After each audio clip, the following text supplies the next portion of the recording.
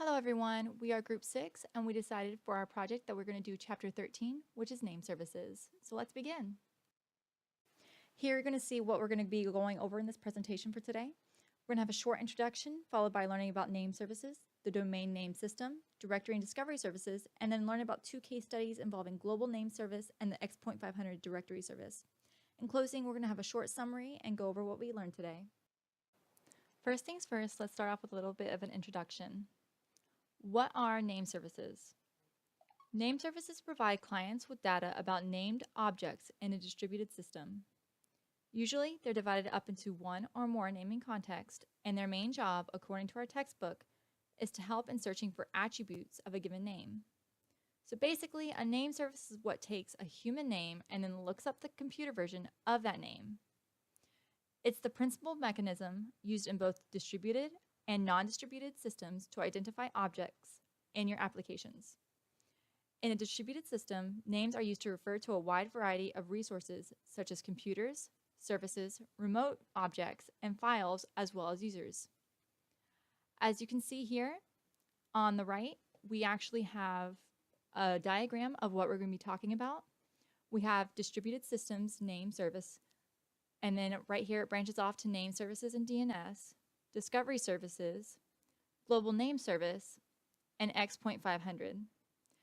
These are what we're going to be talking about throughout this presentation, so you're going to learn about them more in just a moment. When it comes to name services, we first have to deal with the file system. The file system maps the file name to the file and its location, which then sends it to the RMI registry. Here, it binds a remote object to a symbolic name, and then patches it over to the naming system. Each name is expressed in a syntax that's understandable by the naming system that it's relevant for. For example, Corba, a file system, or perhaps even the internet. So when it comes to naming services, how are resources labeled? Well, they're labeled using Uniform Resource Identifiers, also known as URIs. These identify or name a resource on the internet in a coherent way. There are 2 examples of URIs, and that includes the URL or Uniform Resource Locator and the URN or Uniform Resource Name. A URL is used to help locate resources and access them. They're typed by the scheme field such as HTTP, FTP, NFS, etc. Unfortunately, they have a disadvantage in that resources cannot be moved between domains. If a resource is moved or deleted, these dangling links can lead users to a different source that now resides in the same location or display a message saying that the page cannot be found. Next, we have uniform resource names. The use of pure resource names are used here rather than locators. Here, you can see the format of a URN. So, what are namespaces? A namespace is basically a list or collection of all the different kinds of names that are valid and recognized by a service. Since they require a syntactic definition, they are used to help look up and divide the valid names from the invalid. Some examples of namespaces and how they can be used include aliases, naming domains, and combining namespaces. Aliases are basically names that have the same information but with a different name, like a symbolic link that's between file path names. They're convenient because they allow names that are easier and shorter to be used in place of longer and more complicated names. For example, the top link right here is much longer and much more complicated. The bottom link, however, not so much. It's shorter and easier to understand. Even though they both have 2 different names, it looks like, they both lead to the same link. Therefore, they're considered an alias. Next, we have naming domains. Naming domains are namespaces where one main administrative authority oversees giving and assigning names within it. Basically, the authority says which names are bound in the domain and which ones aren't. Combining namespaces can also be done to help with customizing the needs of groups, users, or processes. 3 examples of how you can combine namespaces include merging, heterogeneity, and customization. Let's take a look at DNS. DNS, or the Domain Name System, according to our textbook, is a name service design whose main naming database is used across the internet. Created by Mockpatris, DNS was made to replace the original internet naming scheme as it ended up suffering from a few but major shortcomings. With the original internet naming scheme, there was only one central master file that contained all the host names and addresses that was then downloaded via FTP to computers that required to the host name and addresses. This ended up causing issues, however, that led to its downfall. It didn't scale to a large quantity of computers. Local organizations ended up wanting to have and use their own naming systems. And instead of having only one name service that was used to find computer addresses, a general name service was needed. Therefore, the DNS, an application layer protocol that is a part of the standard TCP/IP protocol suite, was made.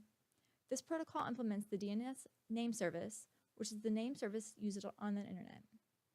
DNS is a distributed naming database. It's important to realize that DNS is designed to handle multiple implementations, each having their own namespace, but there's mainly one that's just used widespread: Internet DNS. As you can see in this diagram, the Internet DNS maps a machine name to an IP address, also known as root in this diagram. In the blue area right here, we can see the generic domains, or the original top-level organization domains that are used across the internet. Right here we have COM, which stands for Commercial Organization, EDU, universities and other educational institutes, Gov, U.S. governmental agencies, international organizations, U.S. military organizations, major network support centers, and finally, other organizations that are not mentioned.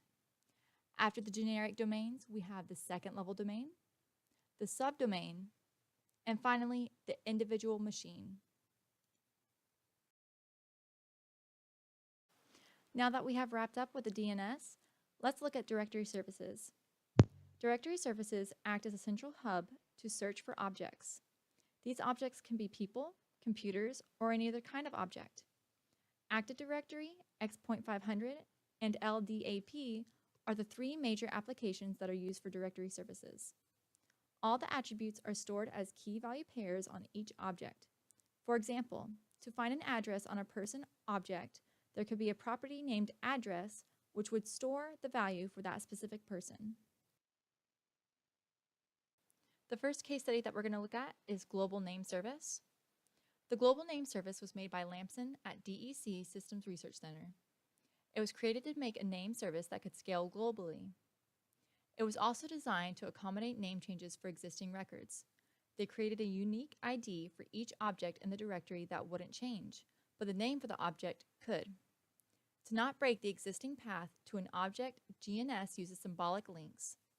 These make it appear that the object still exists, but performs a redirect to the new location. GNS stores all the directory data as trees internally. The root object will contain child objects, which they themselves can have child objects. This effectively branches out all the directory data to keep a hierarchy. Finally, let's look at the last section, Case Study X.500. X.500 is a series of computer networking standards that cover directory services. This means that it's a directory management protocol. As a protocol, it specifies a directory service that provides and manages information about objects. Now let's go over what we learned today. Today, we learned that name services are important for translating human-readable objects into what a computer will understand. DNS is a distributed naming database and is used widespread for internet name mapping. We also learned that Global Network Service was an early attempt at making a scalable name service. Finally, we learned that X.500 is a directory standard which LDAP is based off of.